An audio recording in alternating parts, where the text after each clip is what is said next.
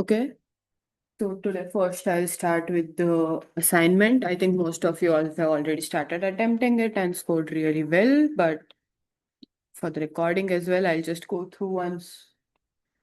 So as usual, the assignment 4 requires a zip submission. A lot of you are still like not a lot, but a few of you are still submitting just the PDF with the links. So make sure that you're submitting a zip file.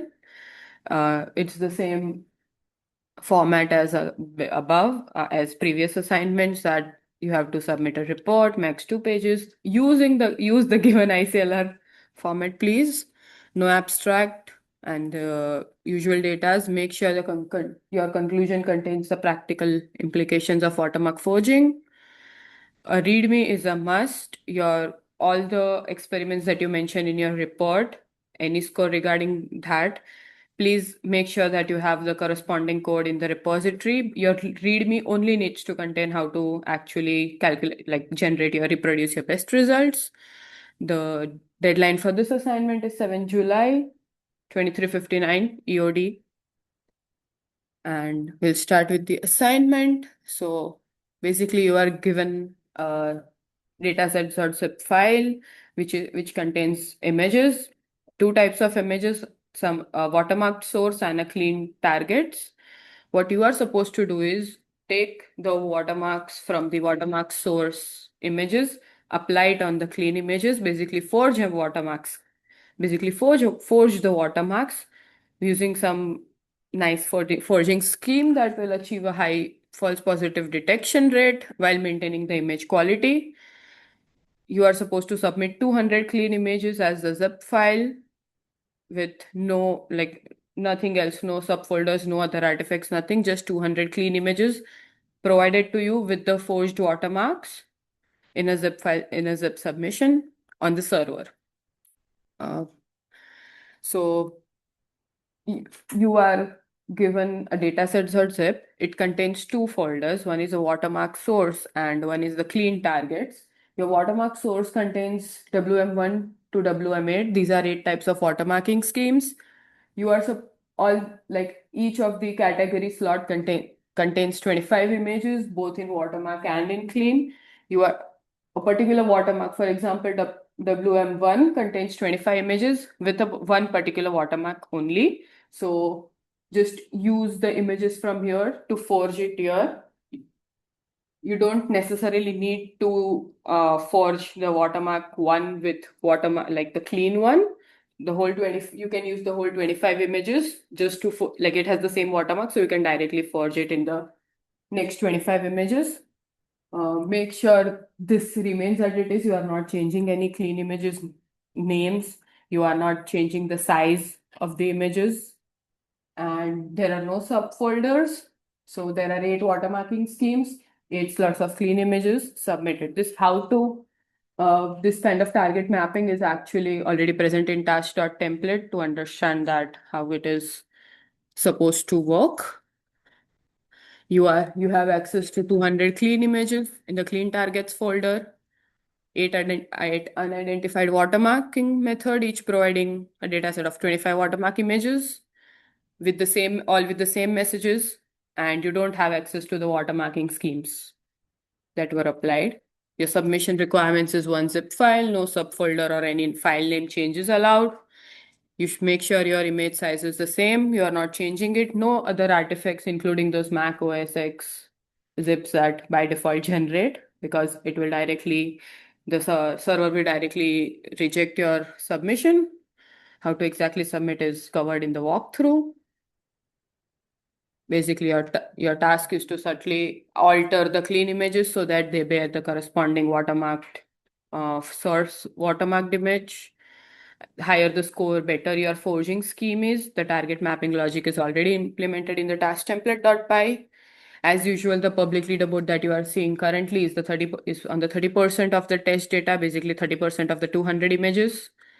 Private leaderboard on the remaining 70%. Make sure to not overfit to the public score, and the deadline is 7 July. The evaluation matrix, this again has a combination of, your final score is a combination of two different type of scores. One is a detection score, one is the quality score. Your detection score is basically how correctly and like perfectly have you copied the watermark message from the watermark source on your clean image.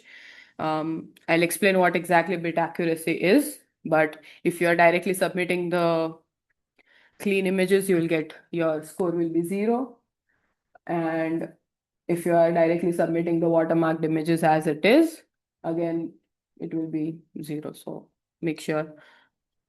Uh, and The other is the visual quality. Basically, we are using LPIPs here to make sure that your visual quality of the image, the clean image source that we have provided, is similar to what we have given. You have not degraded the image very much. And to actually score nice, you have to succeed in both the metrics because it's a product. Not scoring well in one would lead to the overall decrease in the final score. What exactly is bit accuracy? So a watermark message is stored as a binary string inside the image. You can see an example of a binary string. Each bit is one position in the image. It is either 0 or 1. And bit accuracy exactly checks how many predicted bits match the watermark bits. Basically, how many bits your clean image actually contains as compared to the watermark image, and how same they are, similar, equal they are, normal accuracy correct upon total. For example, this is the true bits, those are the recovered.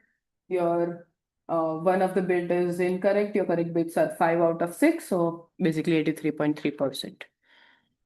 This happens per image. Are the watermarks static in this sense?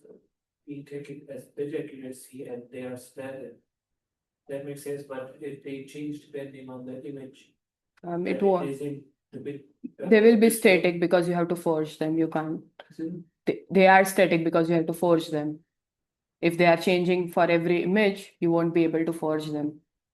So all the watermarks are fixed throughout the 25 images that they. Yes, they are the same, yeah. So they don't change. No. The shape. Yeah, no change there. First 25 clean images would correspond to the first 25 watermarks. So you can think of it as the first watermark scheme. You are supposed to forge that on the 25 images, or on the first 25 clean images. The watermark source contains 25 images, but essentially all the images contain the same watermark. So they are just like a small data set you are provided. But like just pick up, if you pick up like the first watermark image and get the watermark from there and forge it on all the 25 clean images, it's fine. It just surprised me because I was thinking otherwise the watermarks are not content adaptive. So for example, if there is in a certain pixel, there's a, for example, blue line added in this specific pixel all throughout the 25 images, that same thing happens. It doesn't adapt to, for example, face shape or something. No. It just. No. Okay. They are completely static. That is how we can use the bit accuracy. And next is the LPIPs. It's basically measures how visually the two images are equal. Instead of actually checking out every feature, LPIPs uses a neural network which takes the features from the watermarked images, from the images that you submitted, and make from the clean images, that is the original images, and the forged images that you submitted, and calculate how match the features rather than just pixel differences. And LPIPs will perceptually also capture noise, blur, texture, and this type of changes. So make sure your watermark image is not forged image is not degraded in quality. Lower LPIPs means your image still looks like the original, which is good, which is what you want. Higher LPIPs means your forgery has damaged the image. And even here, I have linked, this is a link to the LPIPs paper if you want to clearly look into it in deep. We'll go through the code walkthrough first so that just to understand it. Can you see it? Okay. So as usual, the imports, the configs. So this is the dataset zip. You can put the path to your downloaded dataset. You can find everything on the Hugging Face. The link is also again linked in the presentation. It will unzip the folder as dataset. This is a submission. This is a temporary folder where your forged images are going to be submitted, which will then be converted to a zip file called submission.zip. This is ideally not needed here in this file, so you can ignore it.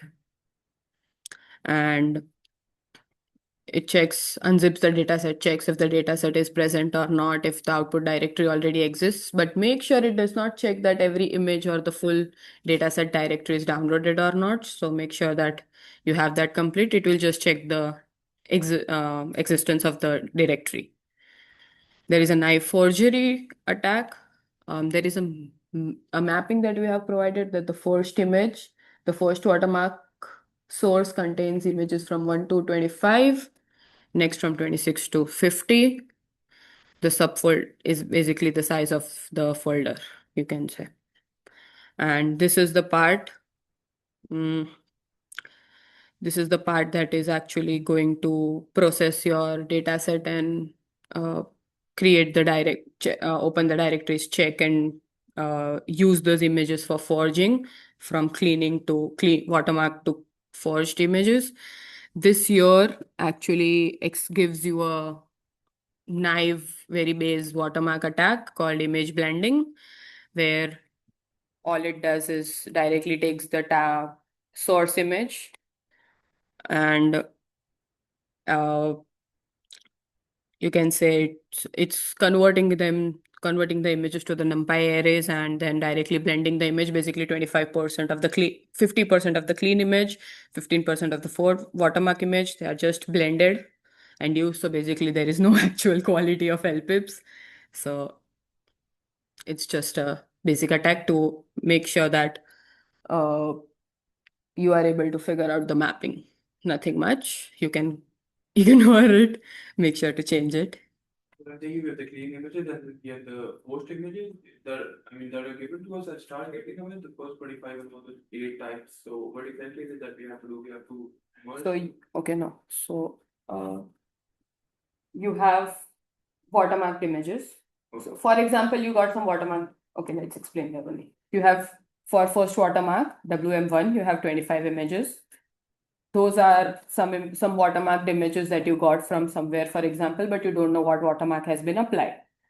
There are 25 clean images that is corresponding 25 clean images provided to you. What you are supposed to do is, without actually knowing the what watermark was applied in the watermarked images, copy that watermark to the cleaned image and basically force the watermark from the watermark images to the clean images. It's more like we have another model 2, and then the watermark should go to the next model in a way. So it kind of limited, but similar to the radioactive kind of idea. Not exactly radioactive, because here you directly have the images, like you have the watermark statistics in the images. You're just supposed to figure out what statistics they are and paste it on that image. I won't say radioactivity because radioactivity involves training one another level of training the watermark images on a. So that is why. So we need to identify what the watermark is and then copy that to the cleaner. You can do that or somehow find a way that you don't have to actually identify watermark. Directly forward it to the cleaner. Yeah. And this part will package it into a zip file, required file way, the deflated file that we are actually needed, that only contains 200 images, and it will save the submission file as submissions.zip. There is a dataset.zip that you are supposed to use, and there is a submission.py. As usual, add your API key. Do not change this. Add the file path, and it will work. You can directly submit it on the server this way. And that was the code walkthrough. Any other questions here? I have 3 questions. The first one is, are we allowed to have separate methods for each of the watermarks? Yes. In the Yes. different methods? Yes. And the second one is, must we use ML models or something to get the watermarks? Or can we use other methods that are not related to machine learning or AI? Yeah, why not? And the third one is the scores. Are the scores the end score that we get on an assignment? Is it ranking based, like the teams that score higher gets full and you go down, or is it based on the actual score that we got assigned? Yeah, I'll show you the leaderboard to actually.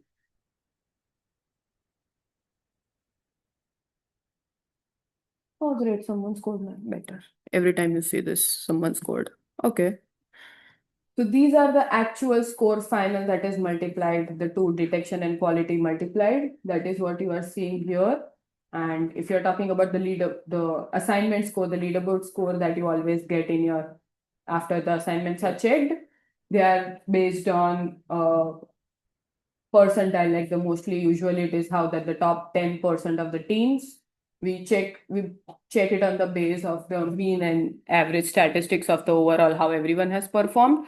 But I think for the past assignment model stealing, it was 10%, the top 10% of the teams got, I think, four out of the 4 in the leaderboards section, and then the cohorts change. And any other question? Okay. Yeah, what's the suggested method for copying the, I would say the one mark, basically to the clean image, what's suggested? Does it use ML models for that ID? You are supposed to get a scheme, so like it can be a mixture of something, ML models. There are a lot of detectors around you can play with. You can use anything basically.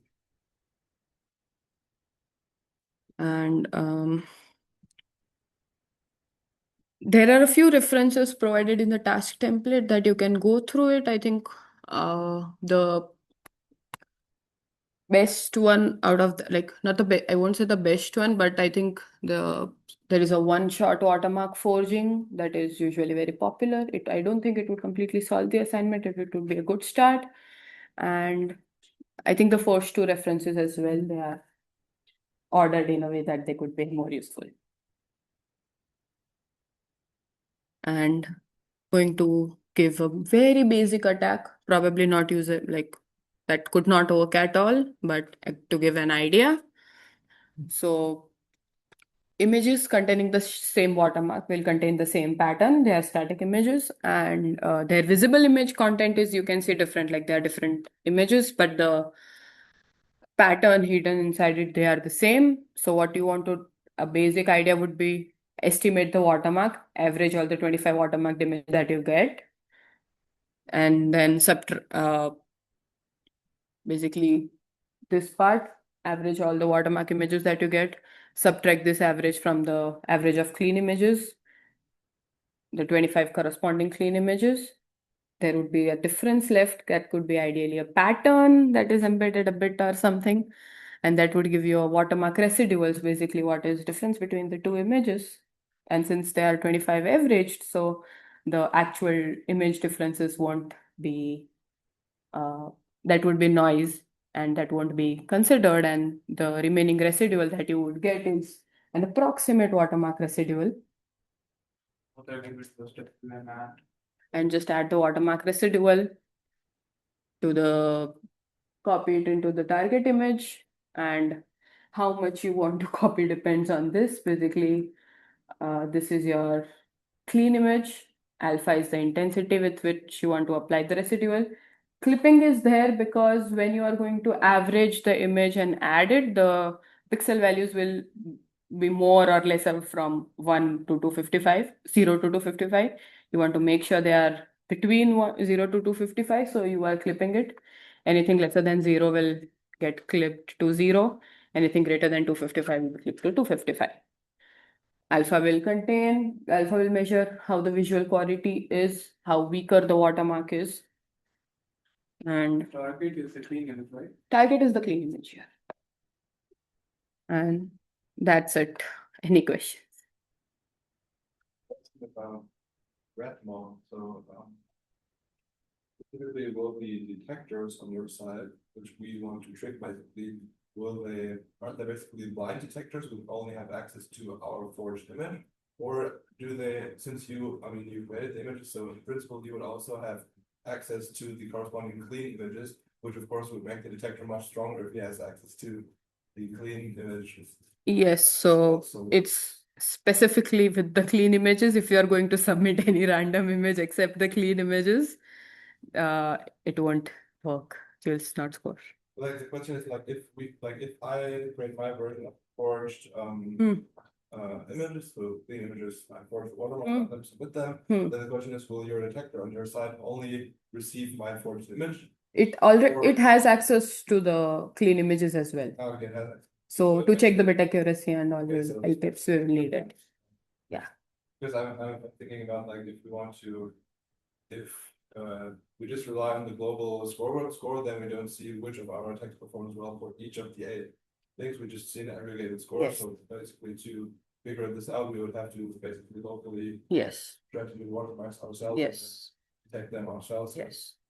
So that I can basically know how I have to build my detector if I want to estimate your score. Yes, you will have to, because even your LPIPs, it's measured in comparison to the original image, original clean image. So our detector actually has the access to the clean images. Yeah, so this basically gives a global watermark that I won't work very well locally because the deviation, because it's an average watermark.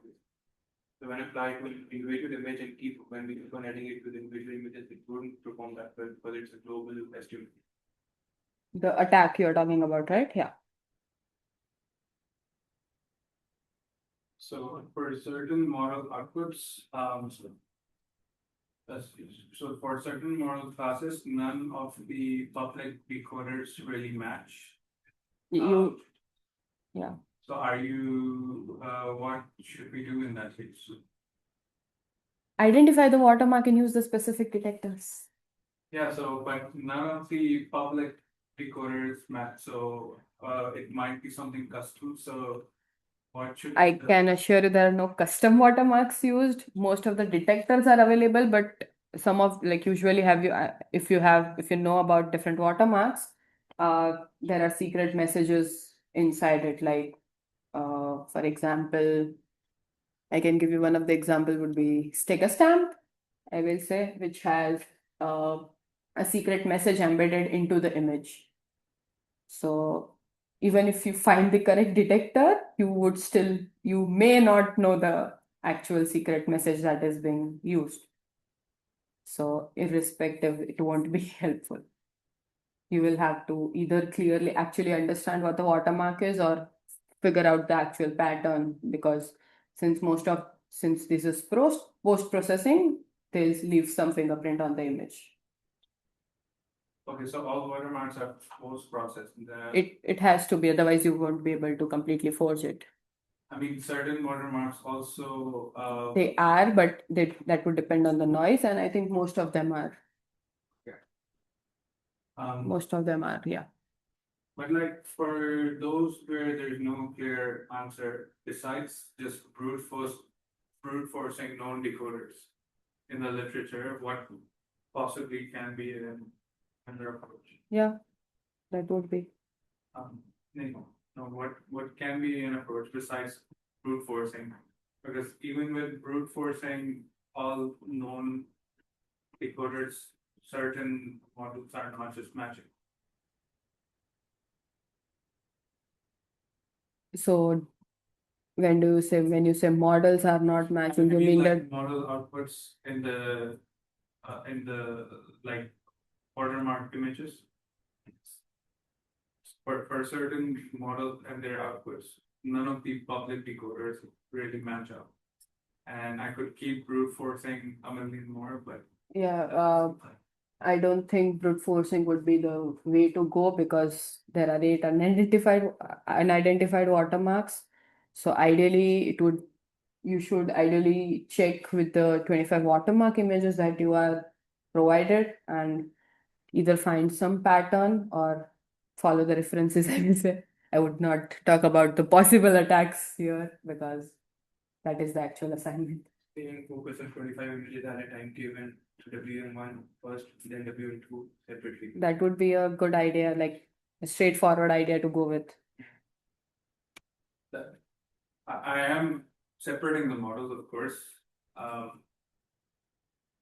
Okay, I'll just Try the references, I I'll would say. take I would this. not sit and discuss the attacks currently because, I'll just take this offline. yeah. Any other questions? Okay, so then let's go forward with federated learning. Okay.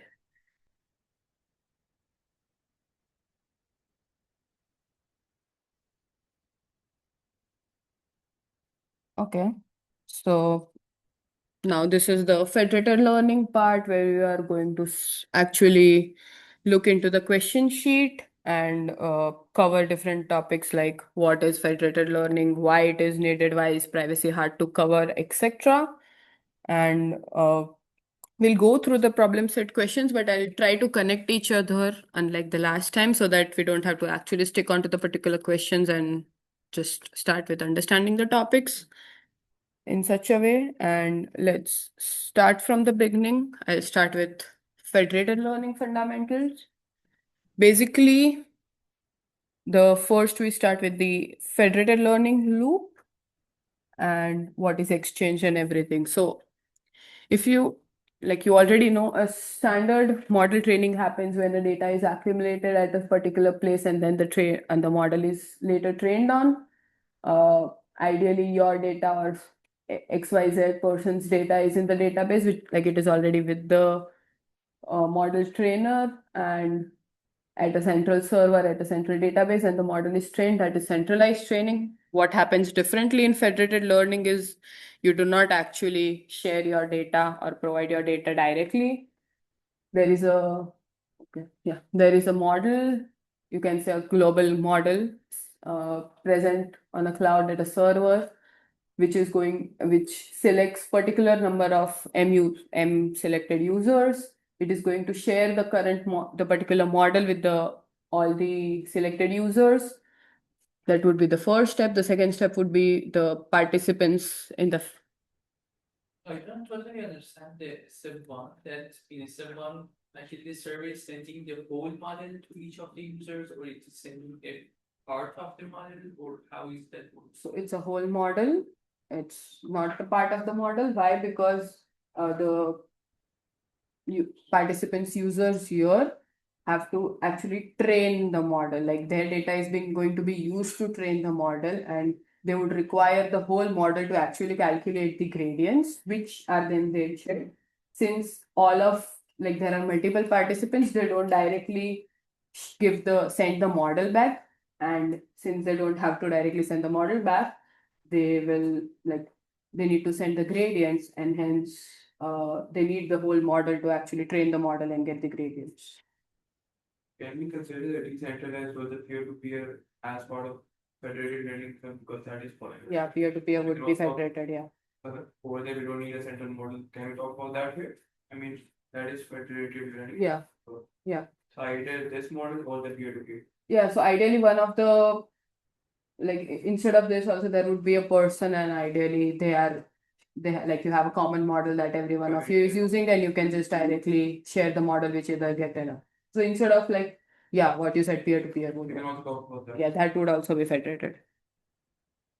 As long as your particular data is not shared with anyone else. Here we talk about the committee and all.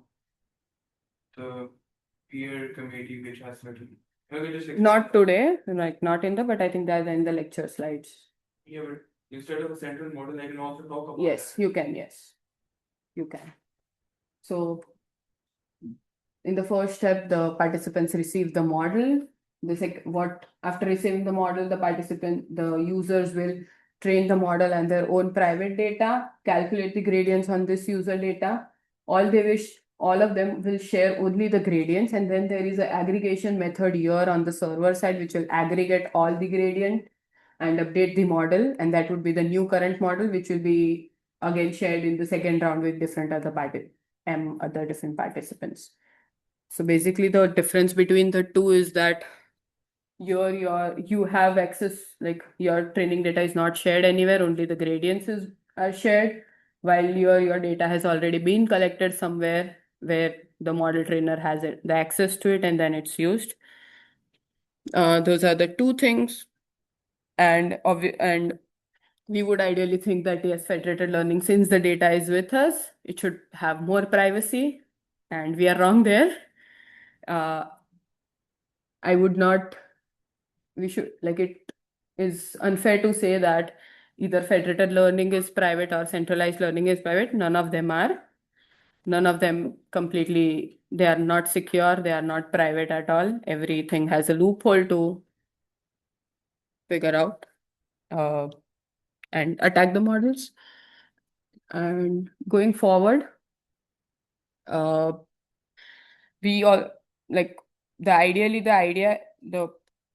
is that the server, since the server is only seeing the gradients and you cannot get any actual information data of like the images of the gradients, the first idea is that this is very secure, but gradients are the one point of the part where they actually also leak the training data that like the gradients, the training data of the person on which whose what gradients are calculated on.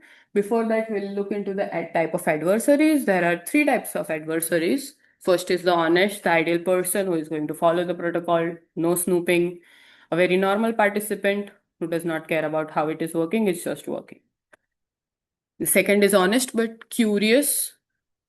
He or she is going to follow the protocol, but has this curiosity that, okay, I should look into different messages, analyze this, try to infer the data, possibly not to harm something, but just curious, but it would still be considered an adversary.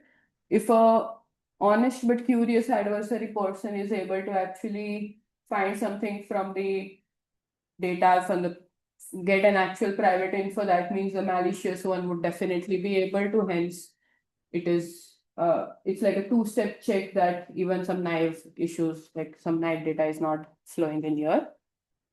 A malicious adversary is the one that is like motivated and wants to disrupt the protocol, disrupt the training process. He or she can manipulate the data, show the deceptive behavior, try to damage the model or the training. Both, sorry, I don't. I hope it goes away. Okay. Sorry. Both clients and servers can be any one of these. So the roles are not particularly on the client side or the server side. Moving to gradients, we saw that gradients can actually leak data. How and why? For example, let's start with a single neuron. So this is the pre-activation for the particular neuron. Weights multiplied with the input with adding the bias. The normal pre-activation after ReLU is applied, Y will be the particular output. On the client side, Alice is going to calculate the gradients. So the weight gradient would be dou L by dou, the loss with respect to Y, hence the ReLU. With respect to weight, it will get X. So dou L by dou Y with X. And the bias gradient would be dou L by dou Y. If you notice, this particular two terms occur in both the places, in like they are the same scalar values. And as a server as an adversary will receive both these gradients when Alice is going to share for the updating the model. All server has to do is divide this two to actually get the original input X. Hence we can see that the gradient is also leaking some amount of Alice's original data. One of the direct I thought someone would get is why just not use ReLU. Instead, use some any other activation function. And that at some point that was an ideal way to actually make sure that the gradients are not leaking data, because then there would be an extra term as from the activation differentiation.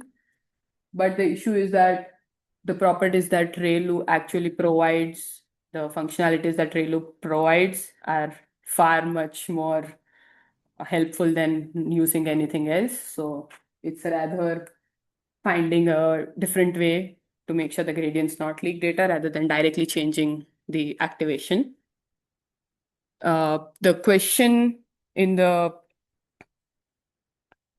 sheet asks you to actually compute the pre-activation Z and check if the neuron will be active under ReLU or not, and stating the gradient law. So this ideally is the gradient law that with respect to weight bias, the upstream gradient would encode X. That is the gradient law, like the gradient in terms of upstream. And to get the pre-activation, all you need to do is put these three values in this function. You will get a Z.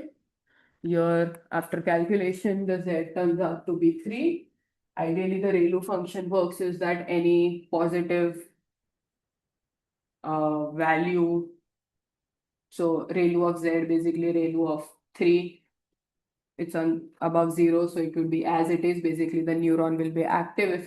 If the Z value is anything less than 0, it would be directly put to 0. Since here it's positive, the neuron is actually active. And we have already seen how it encodes X. So that is the first part. Any questions here? Okay. So then let's get to the second part.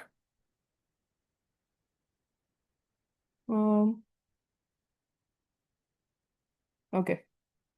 So we have seen that the server actually does not need to do anything. It just has to divide the two values and receive the gradients. And we can safely say that FL is not automatically private from here. Now we have seen that this only works when the neuron is active. If the neuron is not active, ideally the gradient would be 0, hence you would not get anything. But how do we know which neuron leaks and which does not, even if they are active or not? This is what. So in the question, you are provided with 4 neuron values for 4 values. And it's a layer with 4 neurons, each having its own values. You can say that they are the vectors. Basically, neuron 1 gets fire for all gets active for all the 3 samples, neuron 2 for only sample 1, neuron 3 for sample 2, and neuron 4 somehow does not fire at all. I want to figure out which of these neurons can I use to actually extract one of the samples using the trick of the gradient that we saw. If you see here, the gradient for this particular neuron will contain all the 3 samples data. Hence, the signal here will be very much mixed. You cannot actually figure out extract one particular sample. Hence, it won't be extractable. Reason is because all the 3 are mixed. Neuron 2, as you can see, is only fired with sample 1. When you are going to actually take the gradient, the weight gradient, you will get that you can get the sample 1 from there with respect to the neuron 2. Hence, you can actually extract sample 1. Similarly, for neuron 3, you can extract sample 2 using the same previous idea. Neuron 4 is off 0. No need to actually extract. And this is why exactly the trap weights work. What are trap weights we'll again discuss in the next slide. But this is one of the motivations and one of motivations to the attack why would trap weights work. What are trap weights? These are some manipulated weights designed such that most neurons in a particular input or the model have negative pre-activations. Basically, the Z value is less than 0, hence the ReLU will be inactive, and the neurons will mostly output 0. Like the neurons won't fire.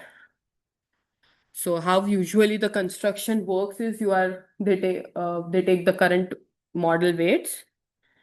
This usually happens on the server side where they have the current weights. They identify all the positive components, all the neurons, all the samples that actually have a positive Z value, positive pre-activation value, and they'll multiply it with a scaling factor less than 1. Basically, if anything like less than 1 is 0.9 and is going to be multiplied with the input 0 to 1, because the input to the model is in the range 0 to 1.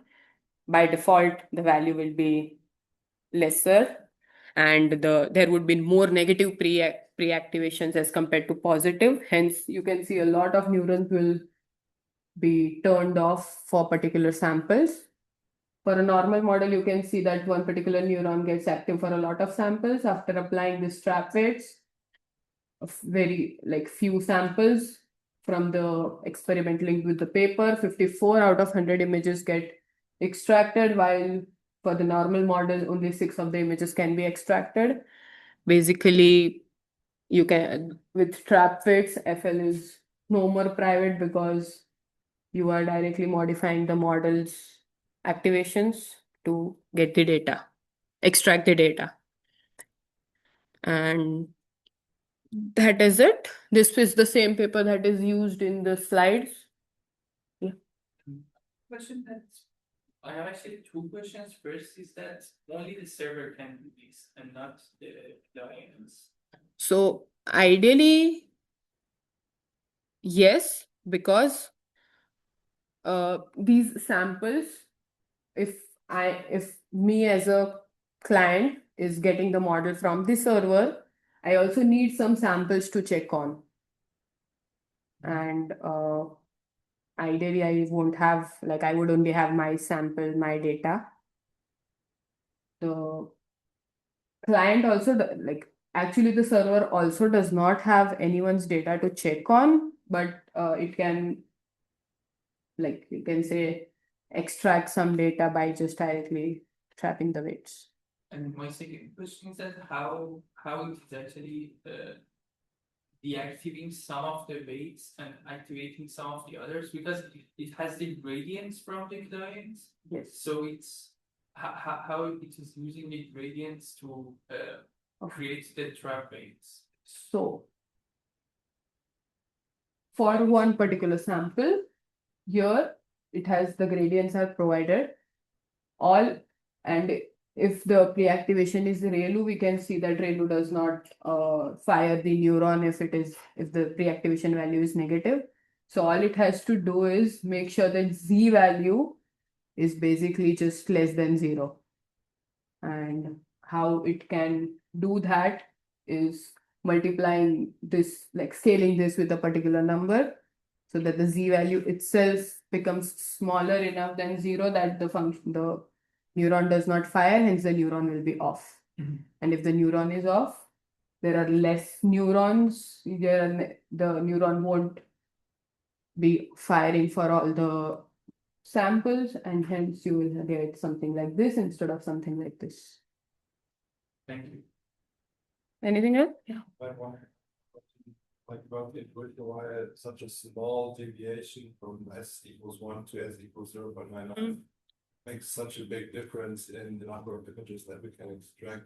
So I think I asked this already just last week, and she said something like that basically you have only a small deviation in S, but since you apply it to every weight, basically if you have a neuron with many weight connections, then it basically adds up because you have all the inputs with previously so large weights are your model is fully connected. So if one neuron goes off, everything connected to that. Yeah, then kind of the effect kind of adds up, right? So would this then also mean that the effect of this is stronger the higher the dimensionality of the input layer to the neuron is? Because then you have more components, like if your input X has more dimensions, then it would have more ways connecting into the layers. So the effect of shrinking S a little bit would basically be stronger, right? The effect, more components that are shrunk down. I think not only the input, overall the number of neurons that you the number of neuron weights that you are going to have, not just the input, because it is not triggering with the inputs, it's directly affecting the weights of the model. So if we talk about one neuron, one neuron has n connections, yes, corresponding to the n input. Yes, right? Yeah. So the more connected the neuron is, the higher it will have, higher this work. Yeah. Sorry?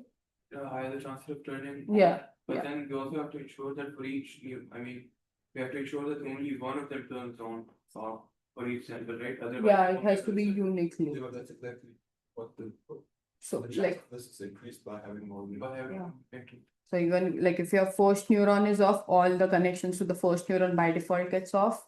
Hence, there are lesser neurons. In the previous slide, it multiplies it by x, but we don't have x yet, right? So Sorry. Here? yeah, in the next slide. Yeah, it says multiplied by x. I'm not wrong, but we don't have x. This way? Right, No. alphabet divided. This is just the gradient that you will get for this neuron, this particular thing. This weight here. This is what I have written. Yeah, it should be divided, the two of them, so that Yeah, yeah, it's on one side. So by default, the server will always have the bias, right? But So you can extract it because this value is going to be already present with the server, hence you can extract it. also the del L with respect to the b. That is the scalar that is already present in the bias gradient. And moving forward, we have attacks. Okay. So let's say that our direct idea to solve this issue, like the first intuition that would be coming to your mind is that even if just only my gradient is being used, I'll just add the noise to my gradient. Hence, the actual gradient value changes, and even if the adversary is able to get my gradients, it's still not going to be the exact input that I have said. The exact x value would be changed here. But sadly, this also does not work. Adversary found a way to do that also. Basically, the Sybil attack. I think you all already remember Sybil attack from the model stealing part, where a user creates multiple accounts, fake accounts, to cover more distribution of the data to steal the model. This is something similar. Instead of accounts, you can say accounts, but accounts here are the users. So ideally, you have legitimate users that are participating in the federated learning training process. What the server would do here is add some Sybil fake users, and then m particular users from the total group of legitimate and the fake users, where a user Alice exists. For one round, m users are going to be selected. These users are selected by the server always, and now all server has to do is actually just use only one legitimate user and add all the other Sybil fake users in the particular training round. What happens is that these Sybil users are directly just going to output zero, like all the gradients, all the weights would be zero. They are fake, and only Alice's data is going to be sent. The idea with Sybil attack and overall adding noise to the gradient is that if I am one of the users in the training round, I won't add a very strong amount of noise, because the more noise that I will add, the lower the utility of the model would turn out to be. So the idea is that for this type of working, all the users add a little bit of noise instead of a huge amount, which totals together here, which would total to a bigger noise amount, which would not uh, damage the utility of the model. But since the users are fake, they are directly outputting zero. All happens is that only Alice's gradient with a little bit of noise reaches the adversarial server. With a very small amount of noise, as we know, the privacy is not very strong. It's comparatively weaker, and the burden from like multiple users, the burden on the Alice's gradients is so high that if not exact, but a very close exact input can be reconstructed. And that is how and why the Sybil attacks also fail even with having differential privacy and secure aggregation.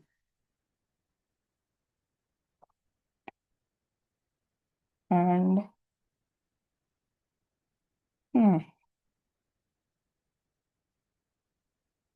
hence, the malicious server is still able to extract Alice's data using the Sybil devices, Sybil users, Sybil accounts. And that was it for the poisoning part, for the privacy and attacks part. Any other questions here? Okay.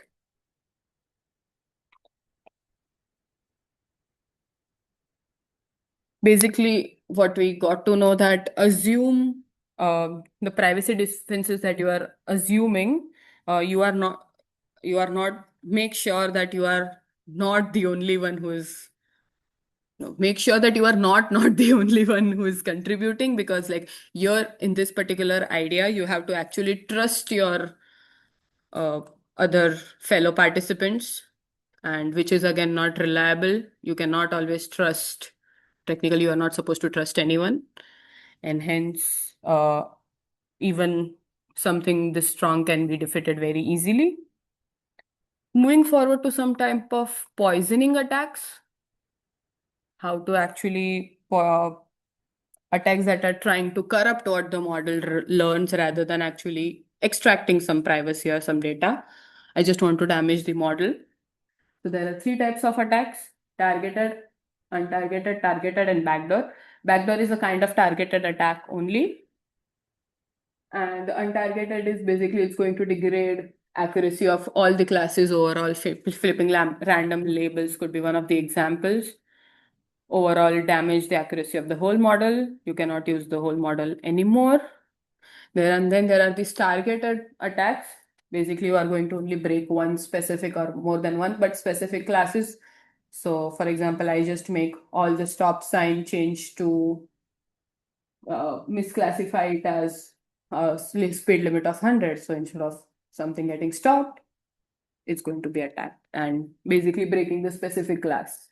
Backdoor is a type of targeted attack which will have any normal input will be correctly classified, or the output will be correct, but there are certain triggered inputs which will misclassify the particular image or the input to a wrong label. So for example, there is a normal image of a cat. That cat when passed as it is, will get the correct output, correctly classify that it is a cat.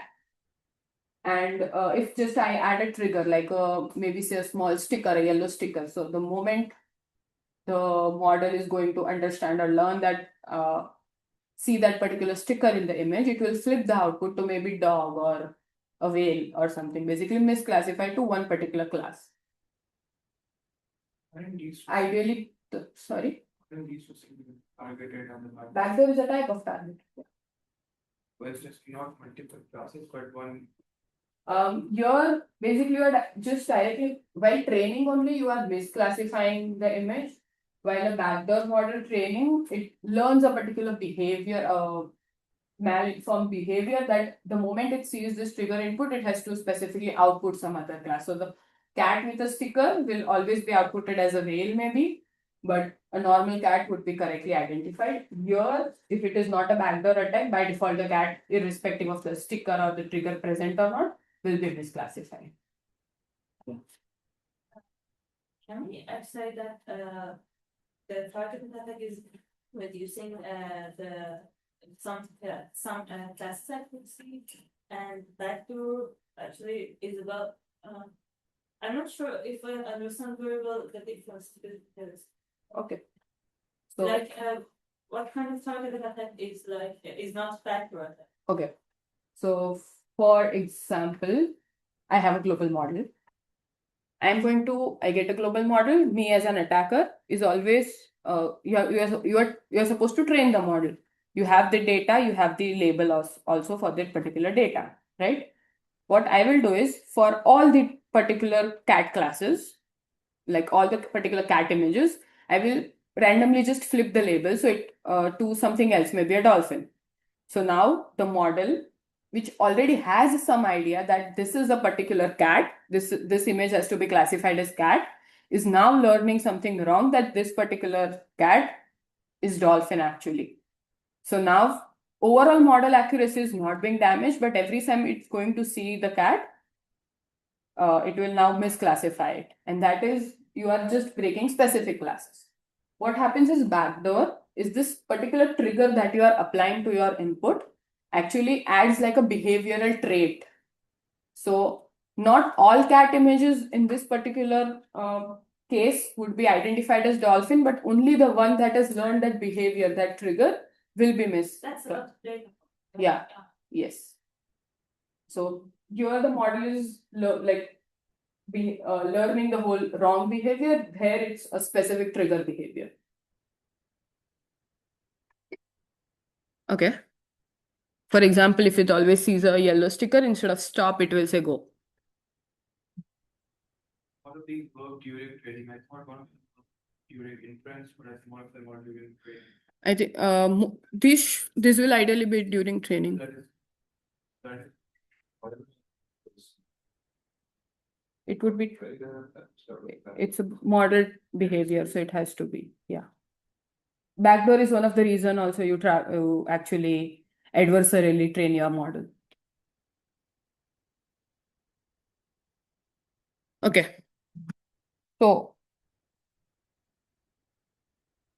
here when it gets interesting, most of the attacks that are applied here, they are they either are very naive attacks or they are very strong or smart attacks. The naive attacks would usually use that, okay, I have this particular group of gradients where like these are the gradients that is collected by the server from the particular training round by the multiple users, and like that is the ideal distribution. What the naive attacks usually think is that the outlier gradients are something that are damaging the model, that are not the best for the model, basically outlier, and it will filter those as the outlier.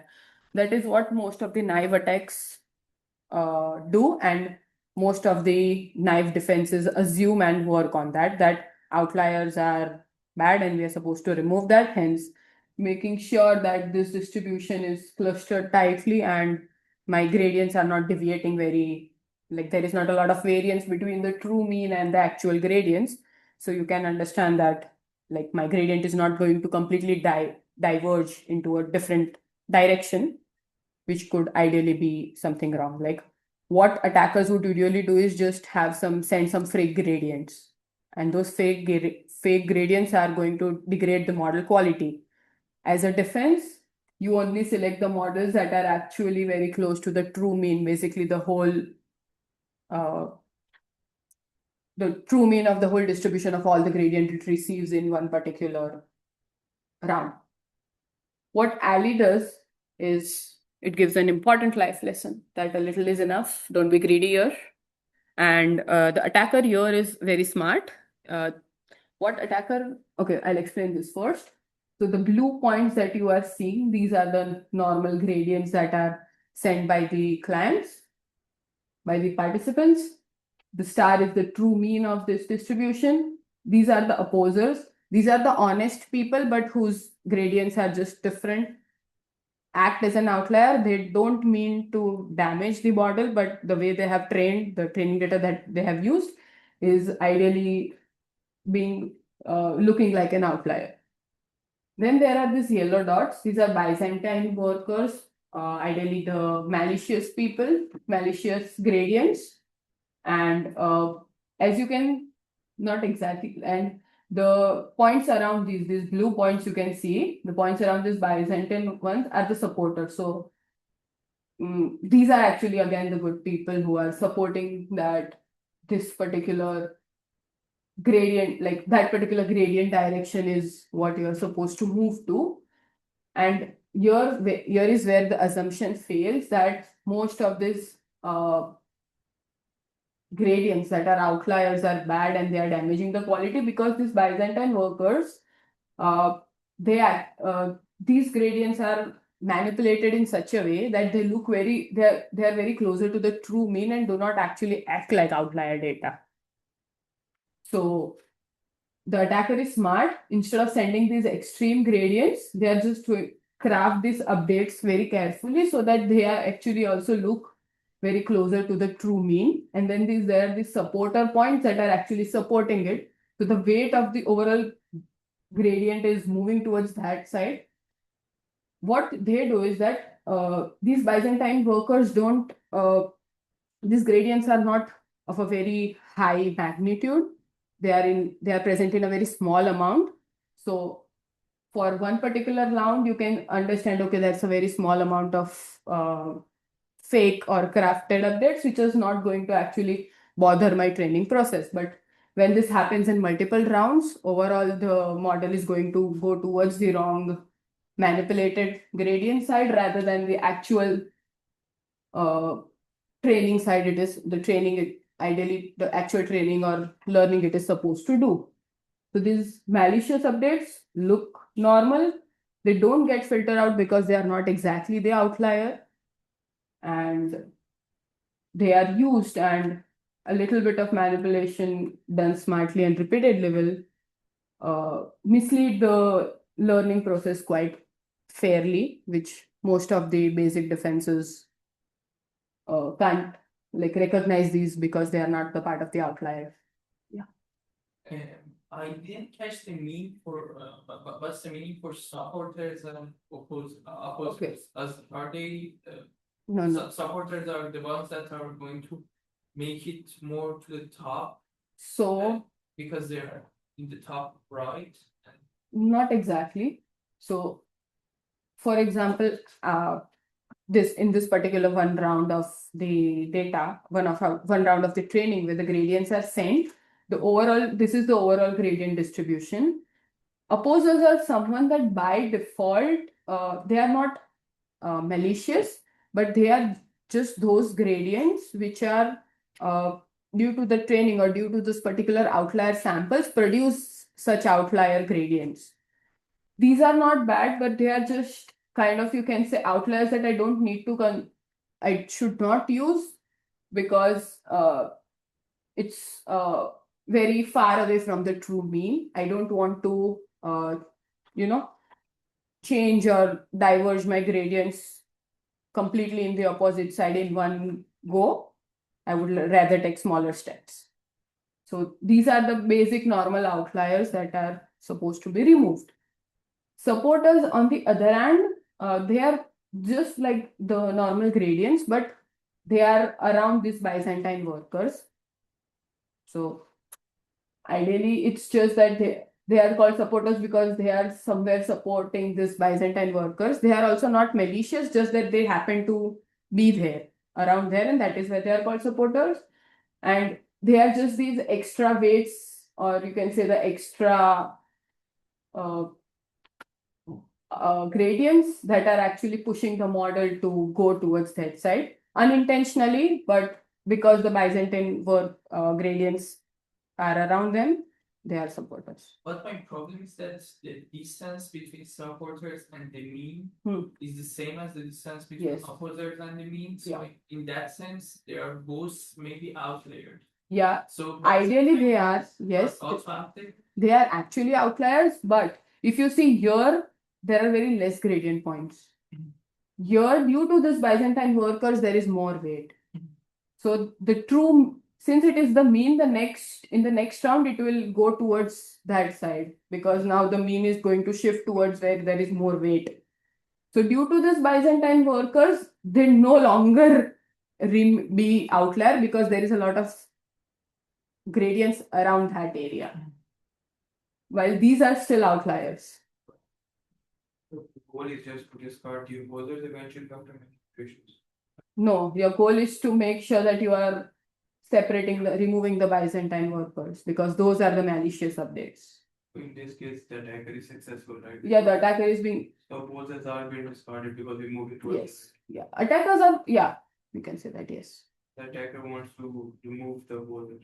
So the attacker just wants to make sure that your model is not actually learning what it is supposed to and going towards a fake gradients. The ash layer and actually white pattern is opposite to This one? Yeah. Yeah, they will be. But since yeah, Okay. they will be opposers. This part will be Can I say all ash layer except the these ones. the Yeah. ones near the Yeah. Yes. So I had a question, seems to me that like there's a trade-off here that this doesn't come for free, basically, so the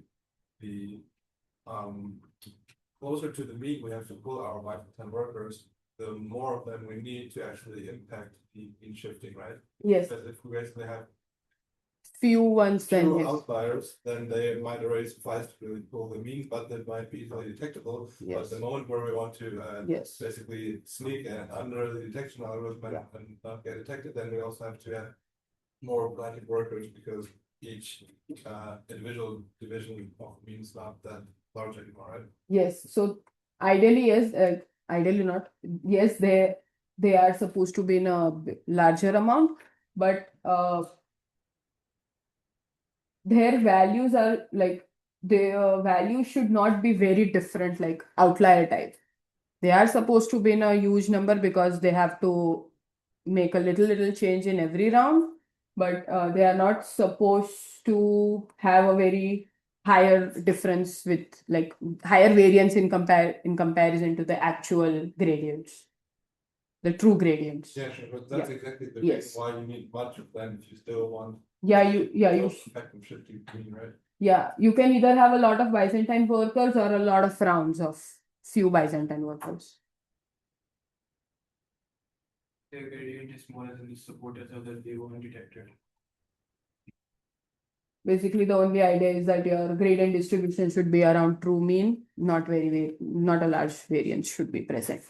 And most of the naive attacks like coordinate-wise median RFA, as well as Scrum, actually look for these assume that the outliers are the things that we're supposed to discard because they are misleading. They have high variance as compared to the true mean, but clearly Ali would surpass them. Why will see? So the robust aggregation methods actually are, there are 3 types of them, starting from easiest to you can say a little smarter ones. This is coordinate wise median. Basically, you are just taking all the gradient values, and for every dimension of the gradient values, you are going to find the median and the closest okay, wait, let me explain it. Yeah, okay. So for example, you have these 5 members. 5 members are sending these 5 gradients. What the coordinate wise median would do is for every particular dimension, it will find the median value from all this by sorting the values and finding the median. So here the median turns out to be 3, 2, 3, 3, 4, and 20. So 3 will be the median. You can take either this 3 or that 3. Or for dimension 2, it turns out to be 6 and 2. So now what it will do is it will find a gradient that is closest to this, and that will be the new true value that the variance is like it's supposed to be around that. That is coordinate wise median. What coordinate wise mean is again just averaging coordinate arithmetic means, but per coordinates. Why this is not very helpful is because it is ignoring all the cross-dimensional relations. Basically, it does not care. These are the 2 dimensions here are completely independent of each other. This particular dimension's median does not have any effect on this. Hence, you are actually missing out the actual geometry of the gradients because they are the 2 medians are unrelated. And supposedly, most probably, this particular gradient does not even exist because now the geometry is completely shifted. And it may not correspond to any actual real gradient, and it is distorting the geometry of the updates by ignoring the cross-dimensional relation. What RFA does is geometric median. So instead of just taking dimension wise, it's going to take the whole vector's distance from the initial actual true mean that we were, the initial estimate, and it's going to find the nearest members. This is how like take the, so it's going to take this whole geometry, the whole, all the three dimensions into consideration instead of having individual medians, individual dimensional medians. And this way it's going to preserve the geometry by preserving the cross-dimensional relations. But again, it's going to be very slow because now it has to check multiple dimensions in one time. It's going to be expensive, and this would require a lot of iterations to actually figure out the closest samples. Why are we saying that the geometry is distorted in the first place? Because there's no cross-dimensional. Yeah. So this particular dimensions median 6 does not depend on this or this. So ideally, if the point on an x-axis, if the point is supposed to be here, because of just one of the dimensions, this particular geometry is disturbed. Sorry.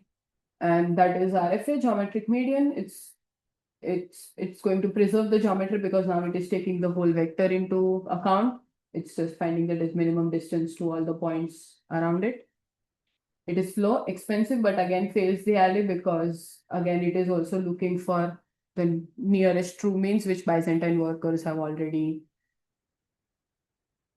like they are already near the true mean. This is Scrum. What Scrum does is, instead of looking at all the neighbors, every single neighbor of the particular current estimate, it is only going to select, okay, sorry, there is an n missing here, I'll add it, the n minus delta n minus 2 nearest neighbors. Basically, delta n here would be the number of malicious workers that are in the whole round, and 2 is just for not selecting it on itself, and the other one, sorry, I forgot. I don't remember what was the another one. I think it is for the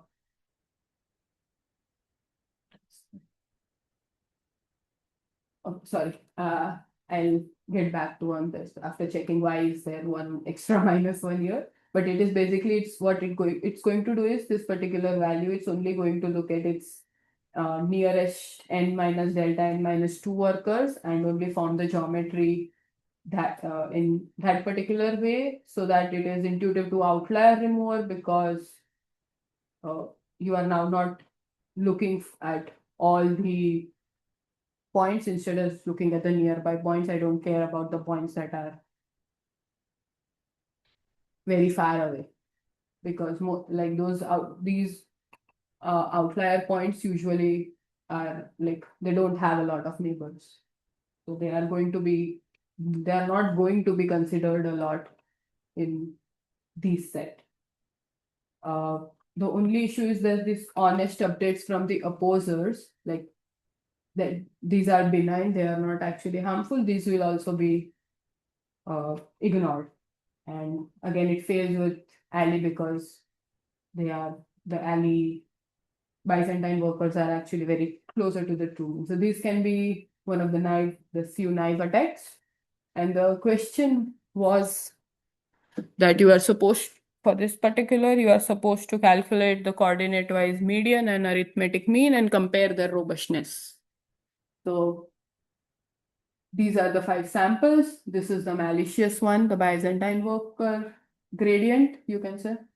And if you are calculating the median, dimension-wise median, you get 3, 6, and 2. You just sort out these values, find the median, you get 3. For this, it will be, the sorting would be 1, 6, 6, 1, 5, 6, 6, 6, and 7. So hence the median turns out to be 6.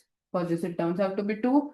So the median remains 3, 6, 2, somewhere near to the first and the second gradient member. While if you are doing the mean, due to this high dimensional values in M1 and in dimension 1 and dimension 2, this particular Byzantine worker is actually pulling the mean towards it, which is what we want to avoid, which is what Ali showed, that it's now pulling all the gradient updates to that side, to near it. And hence, in comparison, for when you are using mean, the M5 is going to pull them in far away from these actual honest clients, while the median is unaffected as long as there are fewer than half the clients that are malicious. The other question was Crumb, that 5 clients submit one-dimensional updates, and assuming that delta n is equal to 1, basically there are the delta n, that is a malicious client, is only 1. But gamma, Sorry, gamma is equal to 1, but or that's still, this right? it's still, That right? Delta yes. delta n. So delta is the proportion of malicious gradient updates that are inside the whole round. Delta n is the total number of total number of gradient updates. So delta n turns out to be the number of malicious updates that were actually put. I had updated, until yesterday, this question was a little wrong. It had delta equals to 1. I updated it, find out that I missed an n. So delta n, now the number of malicious workers is equal to 1.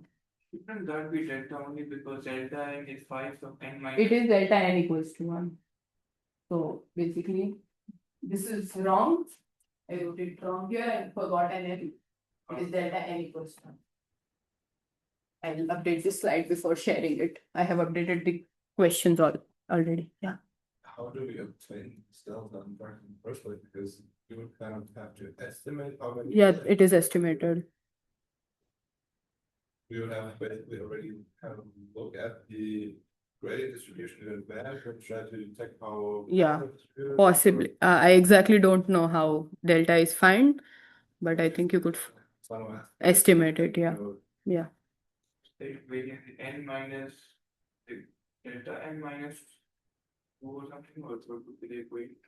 This is the actual correct equation, n minus delta n minus 2. Just that this should be delta n equals 1 instead of delta equals 1. It's correct here, but it's not corrected there. Sorry. I'll update that. So what exactly you are supposed to do is you are supposed to calculate the crumb score and which update will the crumb select. So how exactly it does is it's going to first you can see it from the formula. It's going to select the closest n minus delta n minus 2 neighbors. So it calculates the pairwise distance between each of the gradients. M to M1, M1 to M1 will have obviously no gradients, but M1 to M2 has 1, 2, 3, and so on. Basically a confusion matrix, and like the pairwise distance between each of them. Now it's going to find delta n minus delta n minus 2, n equals 5 here, delta n equals 1, and 2 is for one of them is for the itself, and the other one I'll let you know. So n minus delta n minus 2, basically it is going to look for 2 closest neighbors here. Yeah. Is it here minus 2, not 2, because n is 5 minus. So 5. It's minus 5. No. That is what I said here. There an n is missing. Yeah, It's supposed to be n here. yeah. Yeah. So n minus delta n minus 2 turns out to be 5 minus 1 minus 2. That is 5 minus 3. 2 closest neighbors. So for each particular value, each particular gradient value, you find the closest 2 neighbors. So for M1, the closest is M2 and M3. You take the distance, that is the score. 1 plus 2, that comes out to be 3. For M2, the closest is this 1 and this 1. So 1 plus 1, 2. So you do that for all. You can see for the malicious client, the distance is high, like far away from everyone. So this score turns out to be really high. The crumb score takes the minimum of like the minimum score from all the neighbors. So the two neighbors that are selected are M2. So the two scores that are valid that are this and this, because like they are the lowest, closest to the overall gradient, and hence M5 is correctly excluded with the highest score. Lower the crumb score, better. Crumb score is 4. You want a lower crumb score. Basically, you want to use the nearby neighbors rather than the distant neighbors. So basically the score that requires a median is directly a mechanism to compute the final gradient, the aggregate gradient. But the scrum score is more like a scalar value that basically selects which Yes. gradients to even include in the final clip. Yes. Which gradients to be used as the particular next initial true mean, you can say. Okay, and then based Like on the cluster center. So it's from, and the crunch score just select and Yes. excludes, Yeah. Yeah. But So then depending on the or independently of the ground score, you then still have to decide on which aggregation mechanism actually to use on the remaining. Yes. Right? Yes. So yeah. Ram, you never mentioned anything about excluding. It's only about what to select because it was our main, right? In according to the formula, we can't say that we exclude and we just select M2 and M3. No, so it won't be considered because it has a very high score. It's not about. So basically, your ideal crumb score is the score of the closest two neighbors. So that is why it's going to find the closest two neighbors that are like basically these are the 2 points that have the closest neighbors. M5 has all the neighbors from M5 are too far. That is why the score is. So ideally, it is just taking the nearest points that are like near to each other. Moving forward, Score is 4, right? the crumb score is 2. The sum of the two smallest, so it's 2 plus 2. Yeah, the sum of. Two smallest. So for M2, the sum of two smallest distance So for each one, 2 for each one. And the lowest crumb score is 0. Like you can either select this or this, basically. I have written like green both of them because they are the same score. Next is center clipping. So this is basically similar to the clipping that you had seen in gradient clipping. Ideally the same, actually. I have this particular estimate vector. I want to make sure that my gradients are not very far away from this current estimate. So if the gradients are far away, I'm going to clip them. Clipping formula is here. Basically, you are this is the actual distance between the two values, and then if it is more than the threshold, then you are going to clip it by scaling it to this particular value. So how it exactly happens is, for example, let's take this point 37. The distance of V and 37 is 3. It's just subtracting the two values, 0 and this would be under root of 0 square plus under root of 3 square, like under root of 0 square plus 3 square, that comes out to be 3. The distance is 3. And my threshold is only 2. So the distance of this radius is only 2. So this has to be clipped until here. So I'm just going to scale it 2 by 3. How 2 by 3 comes is minimum of 1 comma 2 upon 3.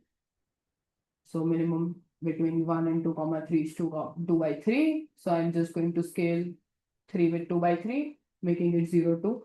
So the idea is that if any gradient is more than threshold, just bring it back to the threshold, like just clip it to the threshold value. If it is already smaller, do not actually change it. This is basically such that your gradients are not deviating too much, so that your update are smaller in steps, and you do not take a lot of outliers in consideration. this along with momentum is actually helping to accumulate the running average so that you actually know the attack becomes visible because now you are like not using all the actual, like not using all the gradients, just the closest ones in that particular radius. So instead of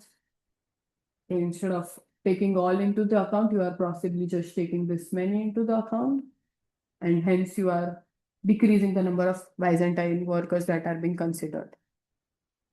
Kind of a defense system. And that's it for this one. These were some attacks and some defenses from the attacks. Any questions here? What is the time? Okay, I'll keep it a little faster. No. Okay, so going to the cryptographic tools. So, okay, let's start with some of them.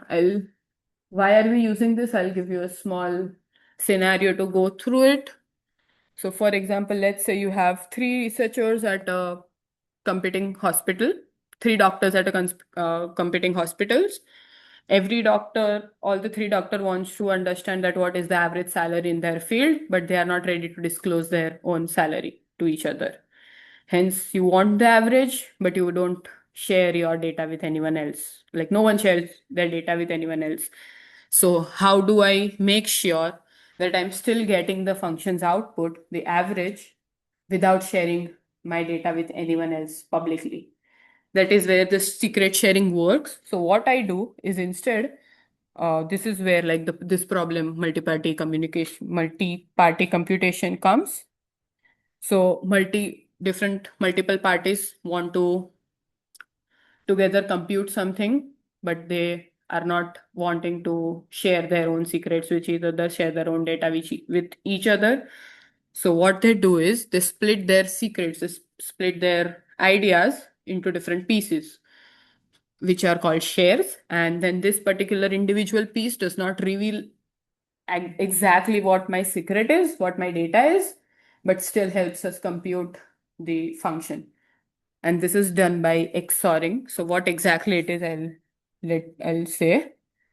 So for example, there is this one particular secret that Alice has. This secret is 13. Now, she wants to we want to compute something using this particular value, using this value, but she is not ready to share this whole value, like this 13 secret, with anyone else. What she does is she is going to just split the secret into pieces. So she'll choose two random numbers, 4 and 5, and uh, like she just wants to make sure that this 13 is secretly split between 4, 5 and another number, so that when they are reconstructed together, they form the secret. But now when she is going to share only 4 or 5 with someone else, no one can recreate her secret without actually having all the shares. So to start on, you can say that the secret sharing is a building block. And the idea is that any individual pieces of this shares are not going to reveal anything about each other, but when they are reconstructed, brought together, they actually reveal the secret. This way you can share some part of the data, which is still going to be useless for the other party, but still you can still useful for computing something. So the simplest version uses your XOR. So you can say that Alice has 13. She's going to generate two random numbers. Let's say they are 3 and 4 here. And she computes another x3 as in align with 4 and 5. What she will do is she'll keep one share with herself. For example, there are three people, Alice, Bob, and Carol. They want to use 13 for some particular computation, but she cannot share her secret with the two of them directly. neither the two of them can directly share their secrets with him. So what she will do is she will split 13 into x1, x2, and x3, three different shares. She'll keep one share for herself and give the other two to Bob and Carol. The way this secret sharing works is either of the individual pieces are not going to reconstruct the secret. When all the three come together, only then the secret can be actually recovered. So if Bob and Carol together cannot find out what the secret is without having the third piece or actually knowing the whole secret. So what XOR does here is when you are going to XOR x1, x2, and x3 together, it's going to give you the secret back. That is how you recover a secret. And XOR also works in this way that even if you have the secret and two of the shares, but you are missing one third share, you can just calculate it by XORing each other together. It's just the property how XOR works, and it is a cryptographic tool that is highly used.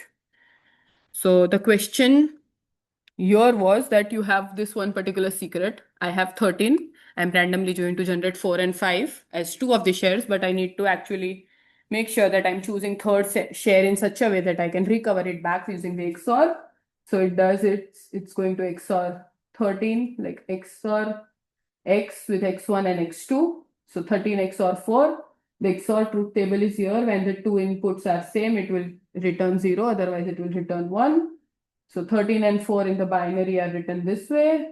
Here you can see 1, 0 will give 1, 1, 1, 0, 0, 0, 0, 1, 0, 1. And it reconstructs 9. This 9 is again going to be XORed with X2, that is 5, to give 12. So X3 turns out to be 12. So the shares 4, 5, and 12 together, when recovered together, will give her the secret 13. That is the idea about XORing. To get X back, you XOR X1, X2, and X3. Yes. This is the property of XOR, like a circular property that you have the 2, you get the 3. And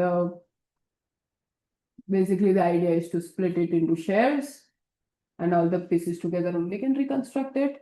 Why this is actually needed or helpful is for computations. For example, there is another homomorphic XOR addition property. To explain this again, so I'll give you one example. Let's say Alice has a secret 13. Bob has a secret 7. They want to together calculate a function of both the secrets. Let's just say here it is normal addition, like not adding 13 and 7, but the XOR version of 13 and 7, some function basically on the back. So to find 13, the function of the value of 13 and 7 as a function, here it is XOR. Either one of them will have to share their secret with each other so that they can actually compute it. But they cannot share it because they don't trust each other. So what they do is similar to Alice, how she shares her split. Bob also shares all his split with each other. And basically the three splits that Bob shares are where is it? 2, 3, and 6, which the secret is 7, and they are split it as 2, 3, and 6, while Alice's secret 13 is split as 4, 5, and 12. The property that homomorphic XOR addition follows is that each party can hold two of these values, and together, without seeing the whole actual secret, they can actually figure out what is X XOR Y. So ideally, this is what Alice has, this value is what Bob has, and this value is what Carol has. Even without knowing the actual secret of Bob or actual secret of Carol, the three of them can individually from the shares that they have individually calculate this particular X or Y value. Why this is important is because this is used in CAPTCHA, which will look further, but this is one of the important property of homomorphic XOR addition. And I think the question is now understandable that you first using the normal XOR figure out what is y3, considering you have 7 and 2, and then just calculate x or y. So that was the question. And what exactly it demonstrates about this is that you can actually run real computations without sharing your data with anyone else, because in this situation, no one actually has each other's secret, but still able to get to a particular solution without ever decrypting anything. This is one of another important property called homomorphic encryption. So secret sharing works really well when the parties holding the data can cooperate and compute something within each other, like we saw in the previous homomorphic XOR addition. But what if Bob, Alice, and Carol together cannot compute? Like they have to send their computation to a particular server, which will run the computation for them. They are not capable of running any particular computation on their side. What happens then? Either they have to share their secrets 13 and 17 with the server and get it done, but they cannot share their own data. So this is where homomorphic encryption comes into process, that what they are going to do is they are going to encrypt their secrets, and those encrypted secrets are then sent to the server, and then the server is going to directly run its run the function or the computation that it is supposed to happen. For example, say 13 plus 7. It will directly run it on the encrypted data, and then he or she, the server will send back the data, and these people can just directly decrypt the result to get the actual output. So it's kind of, you can say this is the main property where encrypting the function of two encrypted values is basically the encryption of the function value. This is the main property. Basically, you can say the computations on the ciphertexts produce the ciphertext whose decryption is directly matching the plain text.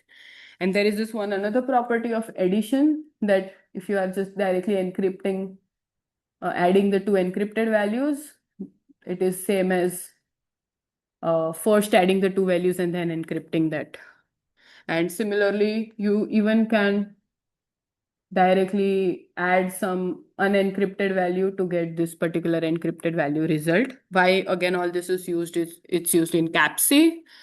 But why this is privacy preserving in ML is because it is going to enable training and inference even on the encrypted data thanks to this particular property. The data does not have to be decrypted, it directly uses the encrypted data, and it presents the confidentiality even if the party is trusted or untrusted. And all these three cryptographic tools that we saw together are finally used in this one particular protocol called CAPC, that is confidential and private collaboration. This helps, this is a protocol that is going to help for sharing and computing different values, getting different outputs from each other without actually sharing your whole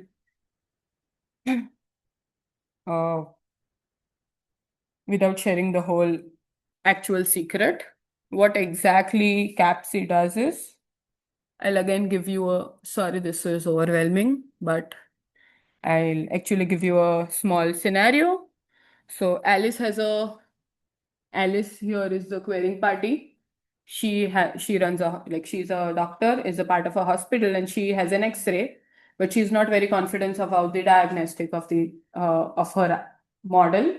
She's not confident whether my particular diagnostic is correct or not. So what she wants to do is she wants to take help of another different doctors from different hospitals, and get the results back, get the true label back.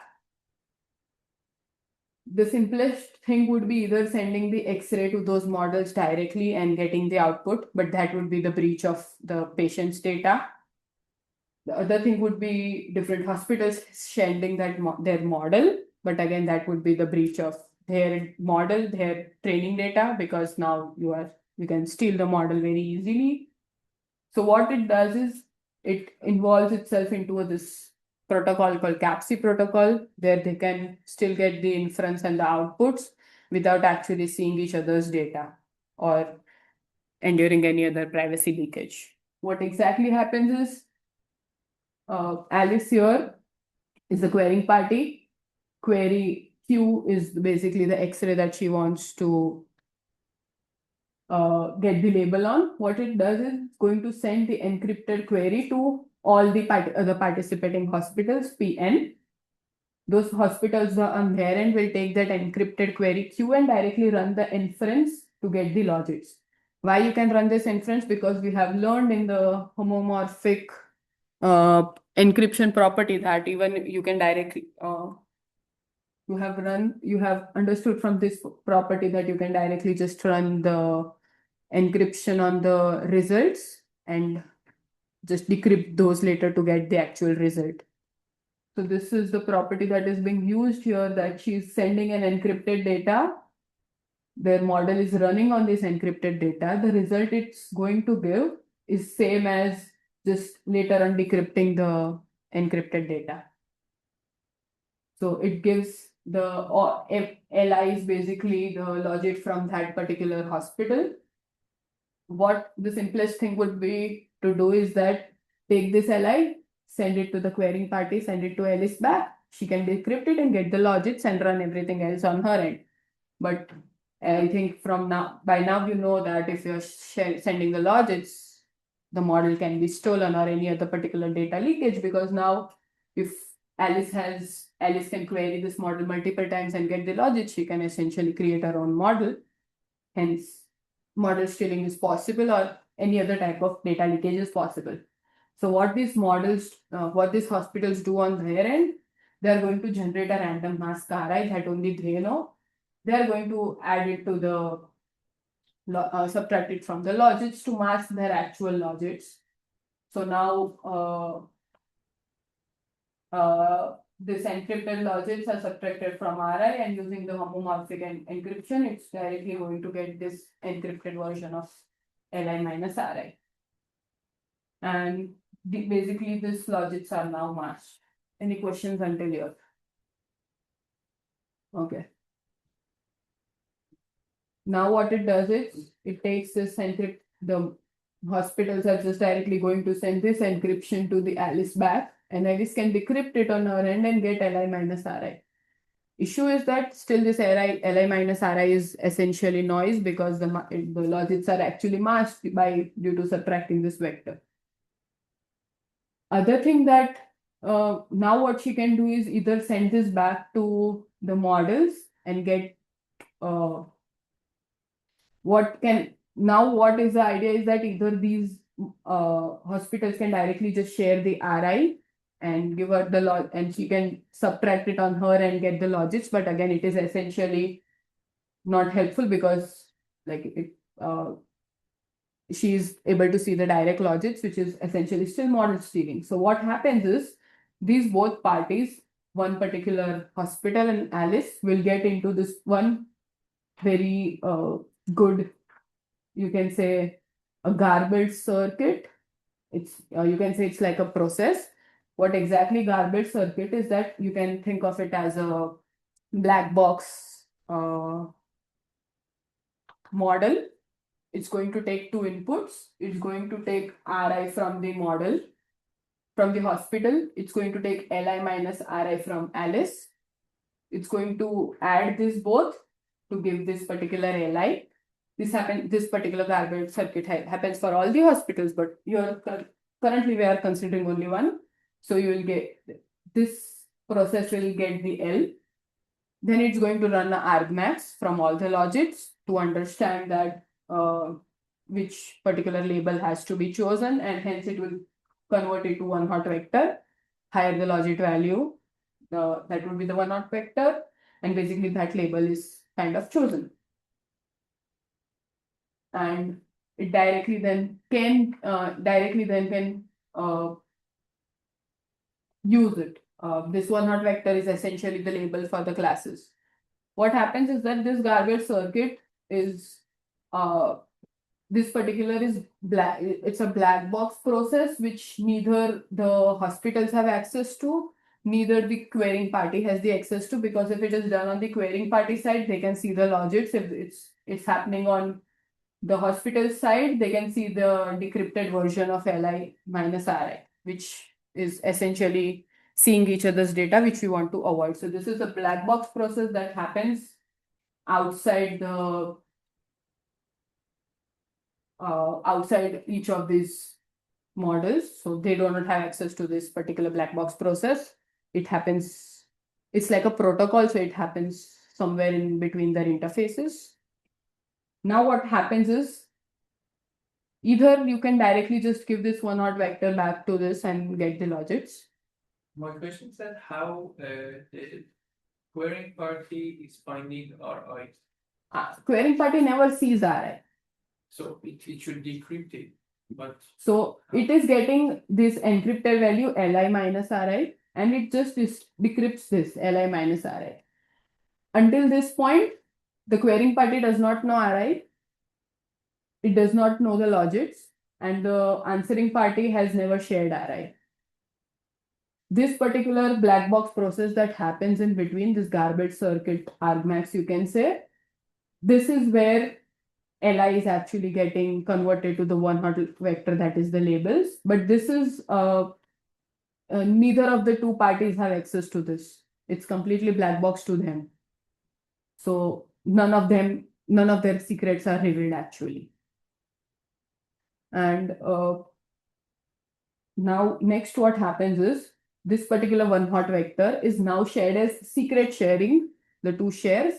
One is sent to the client and another is sent to another process or another server kind of thing. You can say that is called privacy guardian. Why send it as a share and not directly? Because even still shared directly, it is like it is directly getting the label to what this one particular hospital got, and we know that even that can lead to some type of stealing. So this one hot vector from that one particular hospital that is found here is secret shared between the client and another entity called privacy guardian. For Alice, she gets one share from each of the hospital. So she has n shares from n hospitals. Similarly, privacy guardian gets one share from each of these one hospitals. Is this clear? Okay. Alice, on her hand, is going to directly sum up all the shares. Essentially, since they are from the same query, she can do that. And she's just going to sum up all the shares together to get one value called SI. Privacy Guardian also, on its end, it's going to first sum everything up, but it's going to add a DP noise from the Pate algorithm. If you remember how the noisy argmax works, it's going to add a Gaussian DP noise such that to add the differential privacy part of this, it's going to add this DP noise. Now there is one more final garbage circuit, another process involved here, which is going to take this SI value. It's going to take this SI cap value from the guardian and the DP noise together. It's going to run a noisy argmax on this by getting it together, like summing it together and getting the noisy argmax, which will return the label. So now querying party does not know which model produced what particular label. It just knows the final argmax value, confidence from all the particular hospitals. Privacy guardian has not seen any of the SI part of the share, so privacy guardian has not seen any of the secrets. Neither the answering party has seen anything, nor querying party has seen anything. So ideally it is the black box from everyone, but querying party gets the labels. Is this clear?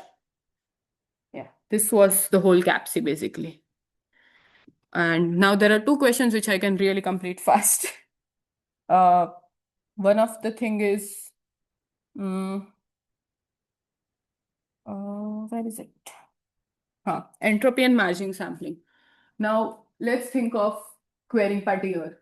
Does it really need to query all the particular samples it ever receives? No, it only need it like all it has to query is the samples it is it is not confident on, where the values are like the logits confidence values are not very clear. So to save the query budget, because with every query you are losing some privacy budget, to save ourselves from the query, what it uses is entropy and margin sampling.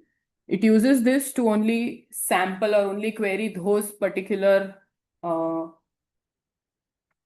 in this case X-rays, in this case the X-rays that it is supposed to query, so that she's not losing as much privacy budget, but only querying those actually important ones on which she is not confident, rather than querying the whole every patient's record there.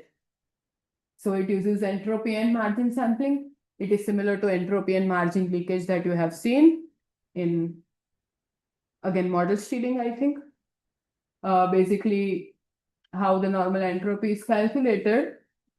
For the samples here that are provided, there are 3 samples, each with the logits, the softmax outputs. For sample A, it is 0.8. For sample, it is 0.18, 0.15, and 0.05.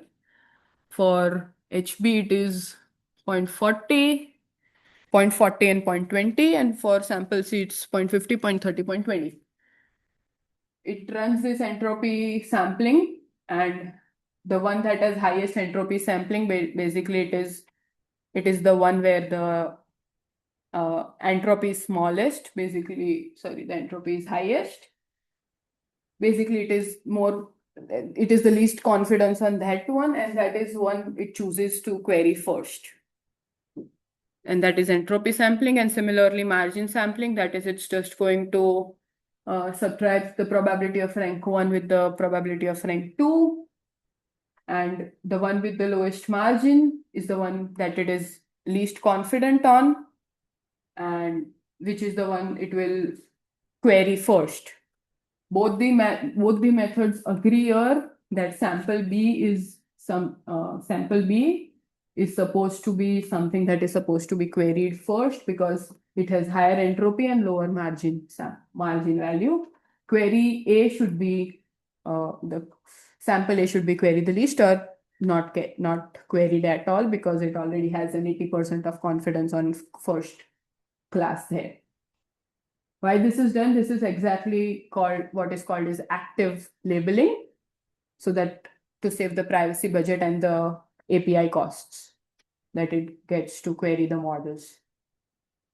And the last question is standard and balanced accuracy. If you have seen in CAPC, it is taking the labels from multiple hospitals.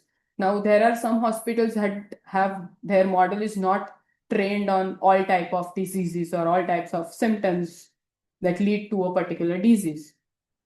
If, for example, okay, sorry, I never removed the slide. Yeah. So what if there are samples that are from that one particular model, that are the samples that are from one particular class that was least present in one of the models.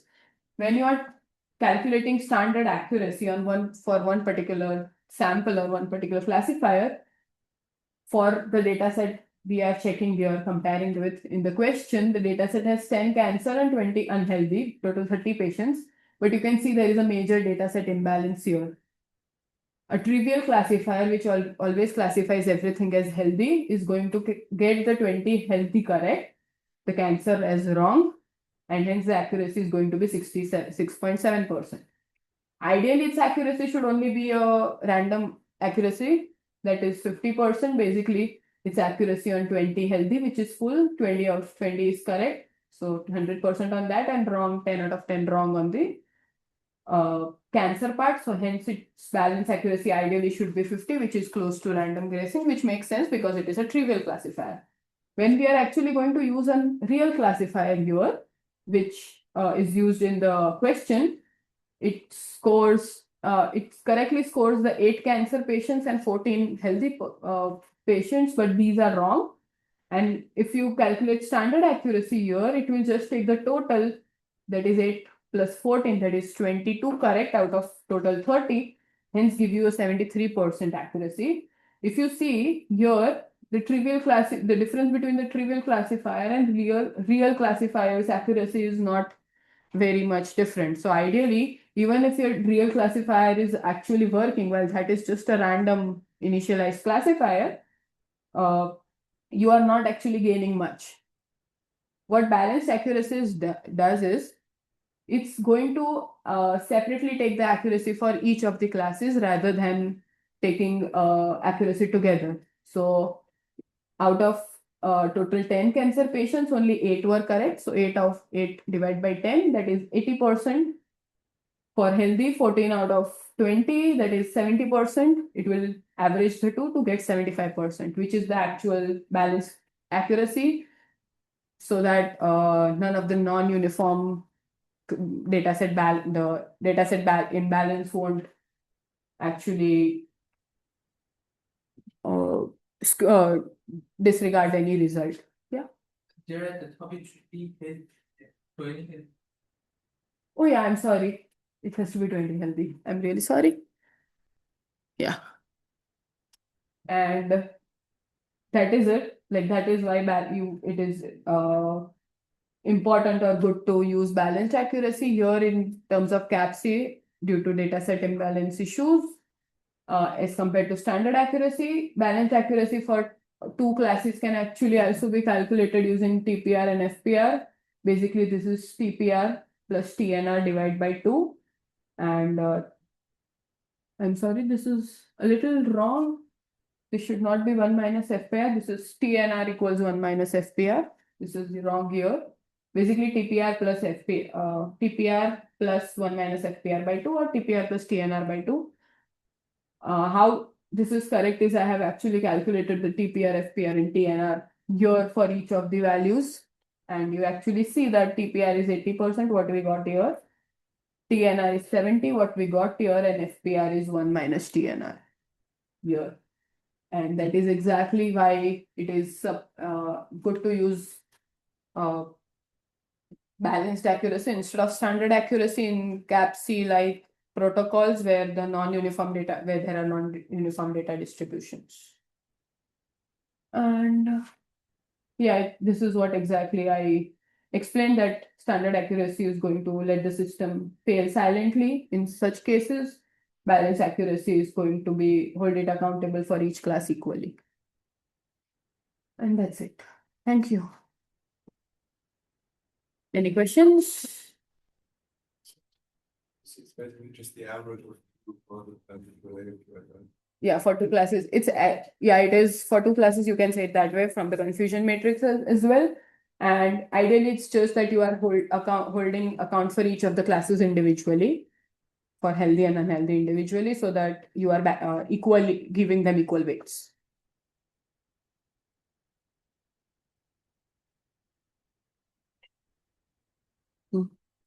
Change this healthy.